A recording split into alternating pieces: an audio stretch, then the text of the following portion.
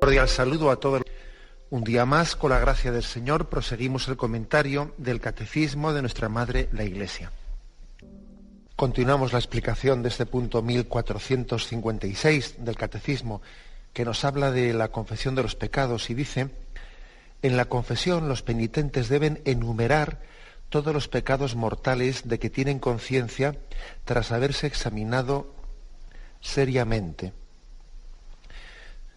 Se deben de enumerar todos los pecados mortales. Bueno, primera explicación, y seguro que alguno preguntará, bueno, ¿y yo cómo distingo los pecados mortales de los veniales?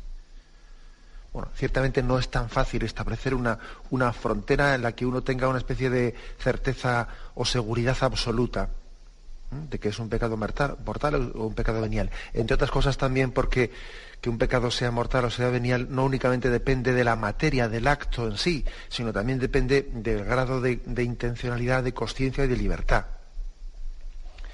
Por eso también, eso es uno de los motivos por los que la Iglesia aconseja también vivamente, como luego veremos, aconseja la confesión de los pecados veniales. Primero, pues porque es una forma pues de también de perdón, de una fuente de perdón para ellos, ¿no? Para los pecados veniales, pero también porque es que hay veces que uno no tiene clara conciencia también de la gravedad de sus pecados.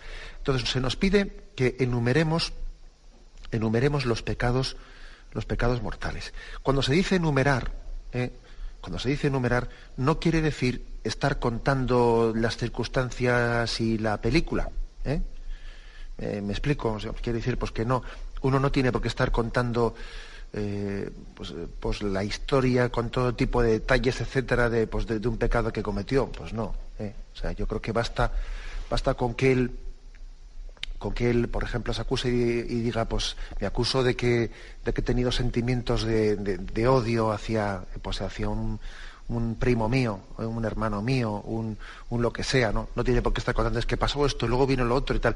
Por enumerar no se entiende contar de circunstancias y detalles que al fin y al cabo son morbosos. Y eso no tiene que tener lugar, eso no forma parte. Hombre, tampoco entiendes, por supuesto que no hace inválido el sacramento el contarlo, pero no es parte esencial del sacramento el ir contando detalles morbosos. Por enumerar se dice, pues eso, número, porque es verdad, es cierto que tampoco es lo mismo pues el que alguien pues pida perdón pues por haber caído en un pecado en una circunstancia determinada, en una ocasión, o que sea esclavo de ese pecado y caiga en él de una manera reiterada. Bueno, pues por ejemplo, no es lo mismo que alguien pida perdón, pues porque en una ocasión determinada pues estuve en una fiesta y bebí más de lo debido, a que alguien pida perdón pues porque soy esclavo del alcohol y caigo continuamente en ello y todas las noches pues monto en mi casa un auténtico espectáculo pues porque bebo más de lo debido. Pues también esto nos hace entender que tiene su importancia lo de enumerar. O sea, no es lo mismo que una cosa haya ocurrido una vez que una cosa ocurra de continuo, ¿no? Porque eso es un pecado que me tiene más esclavo o me tiene menos esclavo. Por eso lo de enumerar tiene su razón de ser.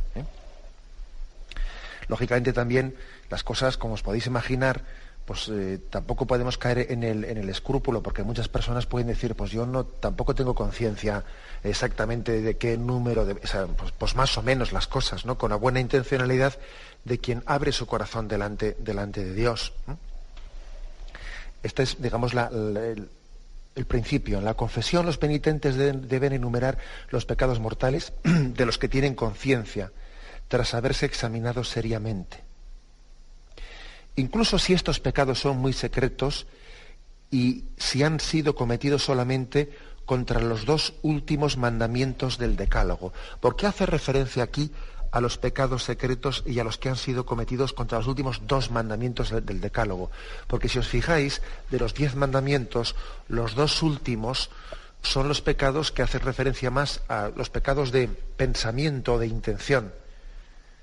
El 10º mandamiento es no codiciarás los bienes ajenos. Es un pecado interior de intencionalidad, de codicia, de envidia. Y el 9º mandamiento es no consentirás pensamientos ni deseos impuros, ¿no? los últimos dos mandamientos están un poco reservados al aspecto interior de la intencionalidad, o sea, de la interioridad del hombre. Y también la interioridad del hombre debe de ser manifestada en el sacramento de la confesión. Sería un error muy grande pensar que aquí es pecado únicamente aquello que ha salpicado hacia afuera. No, no. Es más, no sé si os acordáis de algún pasaje del Evangelio en el que Jesús dice: no es lo que entra por la boca lo que contamina al hombre, lo que sale del corazón, eso es lo que contamina al hombre. Porque, decía Jesús, del corazón salen las intenciones malas, asesinatos, adulterios, fornicaciones, robos, falsos testimonios, injurias. Eso es lo que contamina al hombre, no lo que entra por la boca, sino lo que sale del corazón. Es decir, en esa diatriba que tenía Jesús con los fariseos sobre la pureza e impureza de los alimentos, también sirvió esa diatriba para que Jesús subrayase que la auténtica moralidad es la que se fija no únicamente en los actos externos, sino también en la que se da cuenta de que la moralidad nace del interior, de la intencionalidad del corazón, de esos sentimientos que se están fraguando dentro de nosotros. Por eso también, claro, que eso debe ser manifestado. Es que si no manifestásemos eso, nuestra moralidad sería, pues, farisaica, y únicamente estaríamos manifestando, pues, una especie de orden externo como una disciplina exterior. No, y la moral cristiana no mide una disciplina exterior, mide la bondad del hombre, la bondad del corazón del hombre, que se manifiesta en actos externos, por supuesto, pero que nace del interior del corazón.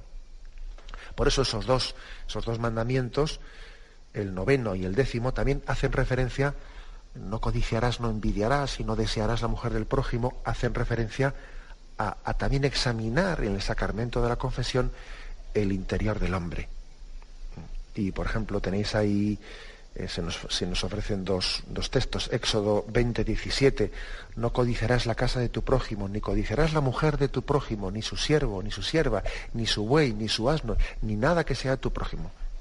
Se está continuamente haciendo referencia a cuidar también el interior, el santuario interior del hombre. Es más, dice, pues a veces estos pecados, dice el Catecismo, hieren más gravemente el alma y son más peligrosos que los que han sido cometidos a la vista de todos. Ojo, que no siempre lo más grave es lo que más ha salpicado. A veces lo más grave es lo que ha tenido lugar en ese santuario interior. De hecho, fijaros que en la tradición de la Iglesia se nos ha invitado a examinar nuestros pecados y no únicamente en la materialidad de los mismos, ¿no?, sino también a examinar los pecados capitales, es decir, los pecados que están en la raíz de los actos negativos que el hombre puede cumplir. Los pecados capitales, que son soberbia, avaricia, lujuria, ira, gula, envidia, pereza. Si os dais cuenta, estos pecados capitales en sí mismos son actitudes que permanecen ocultas en el interior del corazón. Y luego, claro, tienden a manifestarse en actos concretos, en actos pecaminosos. Pero en sí mismos los pecados capitales no se refieren tanto capital a la magnitud, sino se refiere más bien al origen de estar en la raíz de. Está ocultamente en la raíz, la avaricia, pero es la que ha motivado el robo, o es la que ha motivado la calumnia, o es la que ha motivado la mentira. O sea, está en la raíz de soberbia, avaricia, lujuria, ira, gula, envidia, pereza. Es importante, por lo tanto, examinar el interior del corazón del hombre en el sacramento de la confesión. De lo contrario, no iríamos a la raíz. Si no nos adentrásemos en el mundo interior, no iríamos a la raíz. Esta es una de las grandes diferencias, ¿no?, entre la moralidad cristiana y una ética civil. Una ética civil, pues no entra en la interioridad del hombre. Pues las leyes humanas no regulan el corazón, no regulan los pensamientos, no regulan los deseos. Pero, sin embargo, en esa moralidad cristiana por supuesto que llegamos al interior del hombre, es que de lo contrario, esto de la moral sería como jugar a policías, ¿no? Y quedarnos en una especie de disciplina exterior, disciplina que sería una hipocresía, porque el hombre podía ser un hombre malvado y mantener unas apariencias exteriores, que eso es perfectamente posible, vamos.